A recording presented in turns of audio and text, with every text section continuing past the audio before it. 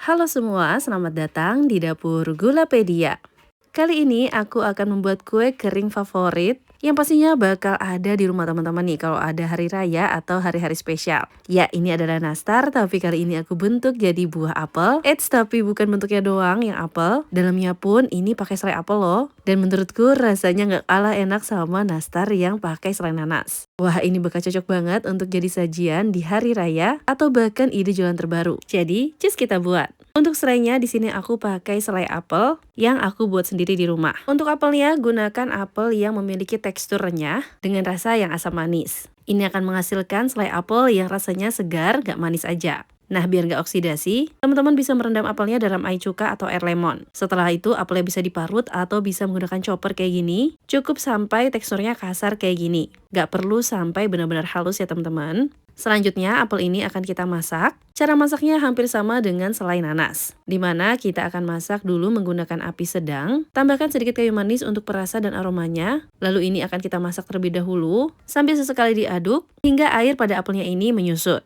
Nah, jika sudah tidak terlalu berair lagi, baru bisa kita tambahkan gula. Di sini gulanya bisa disesuaikan dengan selera ya teman-teman. Kalau pada apelnya sendiri udah manis, bisa gunakan lebih sedikit gula. Begitupun sebaliknya. Nah, ini selainya tinggal kita masak sambil sering-sering kita aduk agar gak gosong bagian bawahnya. Saranku gunakan api sedang cenderung kecil agar selai apelnya benar-benar kering. Karena kalau selai apelnya masih basah, nastar akan cepat berjamur dan akan sulit juga ketika kita mencetaknya nanti. Nah, selai apelnya bisa kita dinginkan dahulu. Selanjutnya kita buat kulit nastarnya. Di sini aku udah siapkan 75 gram mentega dan 50 gram margarin. Lalu tambahkan 25 gram gula halus dan bisa kita aduk rata terlebih dahulu. Untuk aduk ratanya cukup pakai spatula ya teman-teman. Setelah gula cukup tercampur dan larut, setelah itu baru kita masukkan 1 kuning telur, lalu aduk rata semuanya. Nah, ini aku buat sedikit adonannya, jadi cukup gunakan whisker aja. Kalau teman-teman mengolah banyak, bisa menggunakan mixer, cukup pakai kecepatan rendah hingga tercampur rata. Jangan sampai ngembang ya teman-teman, takutnya nastarnya bakal bleber. Selanjutnya kita masukkan 150 gram terigu protein sedang, 25 gram susu bubuk, dan 25 gram maizena. Nah, semua ini tinggal diaduk rata kembali semuanya. Saranku untuk mengaduk kulit nastarnya sendiri pakai spatula ya teman-teman, jangan pakai tangan secara langsung. Karena panas dari tangan akan membuat adonannya kurang stabil, jadi akan membuat hasilnya kurang lembut dan kurang lumer di mulut. Oh iya, biar kayak apel beneran. Untuk warna dasar adonannya sendiri di sini aku akan buat warna hijau apel. Jadi aku mix antara warna orange dan warna hijau tua. Pakai secukupnya aja lalu aduk rata semuanya.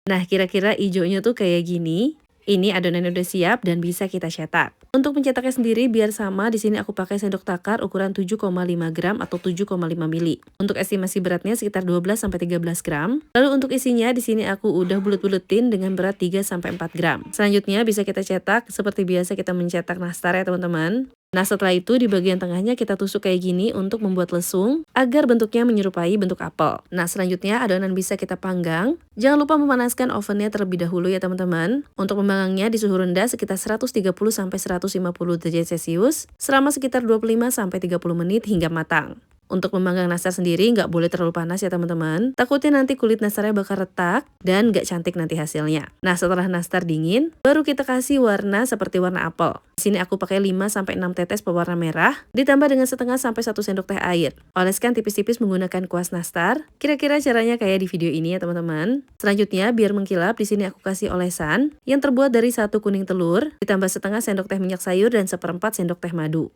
Cukup oleskan secara merata dan sekali oles aja, karena kita hanya ingin membuat efek glowingnya aja. Gak mesti 2-3 kali mengoles ya teman-teman, kayak nastar pada umumnya. Nah, setelah nastarnya diwarnai dan dioles dengan kuning telur, nastar bisa kita panggang kembali dengan suhu dan waktu yang udah kutulis ini. Ini aku menggunakan api atas bawah. Sini untuk memastikan lagi semuanya sudah termatang sempurna, termasuk dengan toppingnya atau olesannya.